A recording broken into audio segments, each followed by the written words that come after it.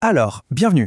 Aujourd'hui, on va décortiquer un mécanisme fondamental du système fiscal israélien, un truc qui peut vraiment surprendre quand on entreprend ici, le Nikuye Mas Bamakor, autrement dit le prélèvement à la source.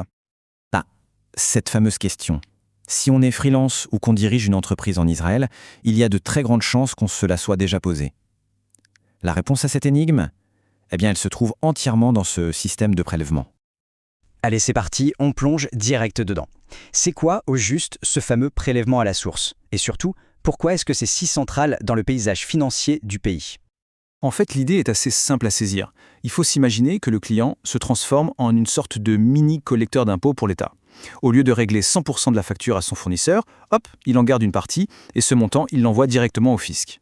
C'est une avance, en quelque sorte, un acompte sur les futurs impôts du fournisseur. C'est une façon pour l'État de s'assurer de percevoir les taxes plus rapidement.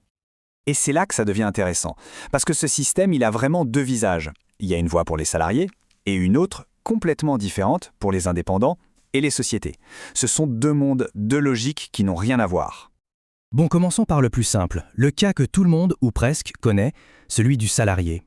Là, franchement, c'est le grand confort. C'est l'employeur qui fait absolument tout le travail. C'est lui qui calcule, qui prélève l'impôt directement sur la fiche de paye et qui le verse à l'État.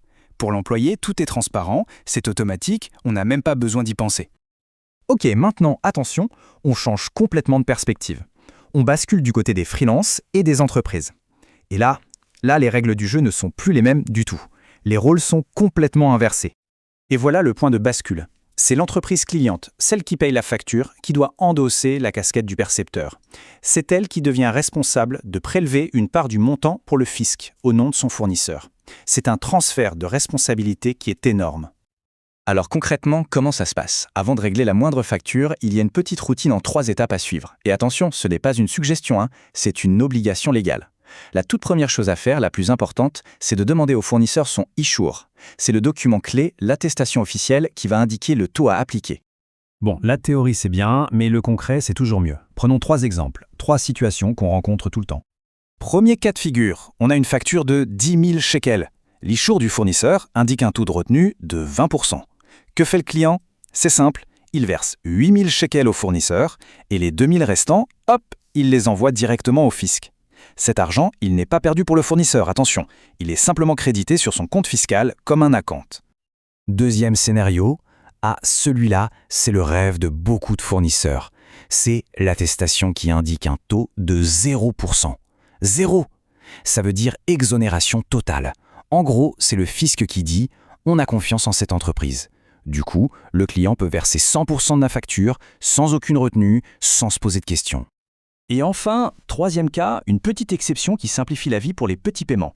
Si le montant total qu'on verse à un fournisseur sur toute l'année ne dépasse pas ce seuil, eh bien, pas de prise de tête. On n'a pas besoin de faire de retenue même s'il n'a pas d'attestation. C'est une mesure de simplification pour les petites transactions.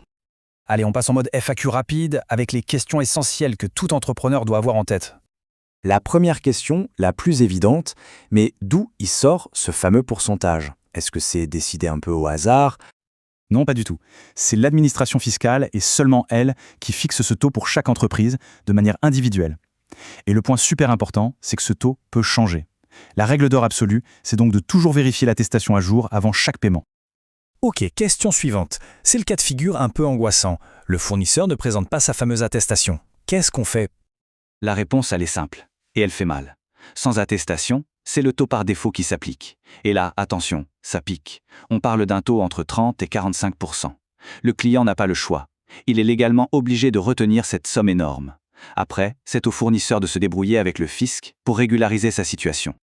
D'accord, mais alors, si on se retrouve avec un taux élevé, est-ce qu'on est condamné à le subir? Est-ce que c'est gravé dans le marbre ou on peut faire quelque chose? Et là, bonne nouvelle, non, ce n'est pas une fatalité. Il est tout à fait possible de négocier ce taux. Un bon expert comptable peut aller discuter avec l'administration fiscale et bien souvent obtenir un taux bien plus faible, voire le fameux 0%. Et ça, pour la trésorerie d'une entreprise, ça change absolument tout. Moins d'argent qui dort chez le fisc, c'est plus de liquidité pour faire tourner la boîte. Bon, si on devait résumer tout ça en une seule idée, une seule règle à ne jamais oublier, ce serait la suivante. Il faut vraiment le marteler. La vérification n'est pas une option, c'est une obligation légale. Avant de faire le moindre virement. C'est l'entreprise qui paie qui est responsable. La vigilance, ici, ce n'est pas juste un conseil, c'est une nécessité impérative. Et voilà, la boucle est bouclée. On comprend bien que maîtriser ce système, ce n'est pas juste une question de conformité ou de paperasse. C'est un vrai levier stratégique pour la gestion de sa trésorerie. La vraie question, au final, ce n'est pas « dois-je le faire ?», mais plutôt « est-ce que mon entreprise peut vraiment se permettre de l'ignorer ?»